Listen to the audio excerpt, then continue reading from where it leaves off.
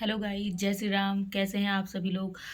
ये है मेरा डे फर्स्ट। आज है 1 अप्रैल। तो आज से मैं अपनी यूपीएसआई की प्रिपरेशन स्टार्ट करने वाली हूँ।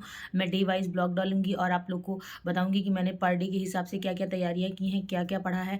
आई होप आप लोगों ने भी पढ़ाई स्टार्ट कर दी होगी, क्योंकि वैकेंसी का नोटिफिकेशन आ गया है। वैकेंसी बहुत जल्द आने वाली है, बहुत जल्दी हम लोग को देखने को मिलेगा। तो जिसका हम वेट कर रहे थे, तो वो आ गई है वैकेंसी। तो चलिए स्टार्ट करते हैं और बहुत ही हाई एनर्जी के साथ अपनी सिलेबस को कंप्लीट करते हैं, रिवाइज करते हैं और अच्छे से यूपीएसआई क्लियर करते हैं।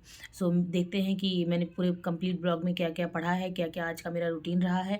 तो चलिए शुरुआत करते हैं। Let's get started. Hi guys, तो सबसे पहले मैं अपना नोट डाउन कर लेती हूँ कि मेरा आज का टारगेट क्या क्या है और मुझे आज क्या क्या पढ़ना है। कंप्लीट मैं उसको नोट में नोट डाउन कर ले रही हूँ।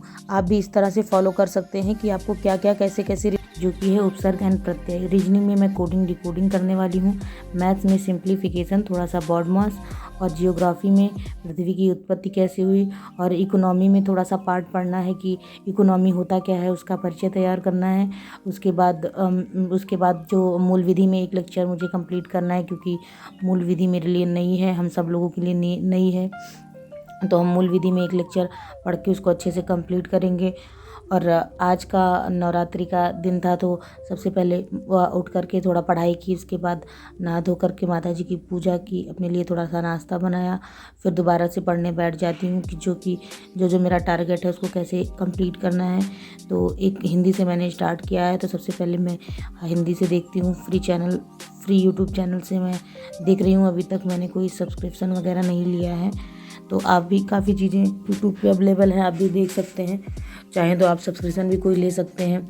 अभी तो कोई ऐसा लॉन्च नहीं हुआ है, तो मैंने अभी फ्री में ही जो जो चीज़ें कंटेंट पढ़े हुए थे उसी से पढ़ना शुरू कर दिया है। तो हिंदी का सिलेबस मैंने कंप्लीट किया। उसके बाद करंट में मैंने डिसाइड किया है, मेरे पास एक स्पीडी की बुक है जिससे मैं करंट पढ़ने वाली हूँ, जिसमें जो जो चीज़ें दे रखी हैं मैं एक एक पेज पर डे पढ़ूंगी। तो 2 मंथ में कंप्लीट हो जाएगा। तो ये मेरा 2 मंथ का पूरा प्लान रहेगा कि मुझे 2 मंथ में अपना पूरा तैयार कर लेना है, सिलेबस पूरा कंप्लीट कर लेना है।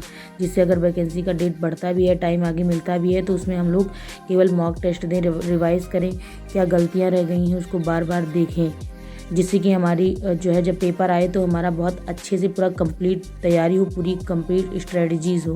क्योंकि अगर 2 महीने में हम सिलेबस हमारा कंप्लीट हो जाता है तो हमारे पास बहुत टाइम बच जाएगा अपने सिलेबस को बार बार रिवाइज़ करने का और बार बार ज़्यादा से ज़्यादा मॉक देने का। क्योंकि जितना ज़्यादा हम रिवाइज़ करते हैं और मॉक टेस्ट देते हैं, उतना ही अच्छे से हमारा पेपर उतना अच्छा जाता है, क्योंकि कॉन्फिडेंस रहता है कि हमारा पूरा सिलेबस हो चुका है और हमने 2-3 टाइम रिवाइज़ कर लिया है।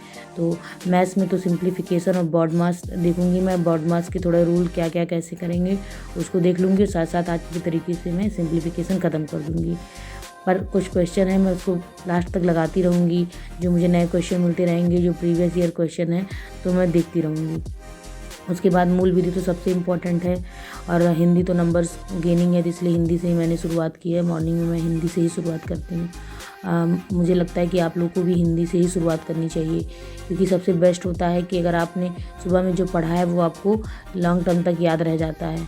और हिंदी में ऐसी चीज़ें हैं जो होता है कि भूल जाएंगे, या बहुत सारे टर्म्स होते हैं, बहुत सारी चीज़ें होती हैं जो आप बार बार भूल जाते हैं।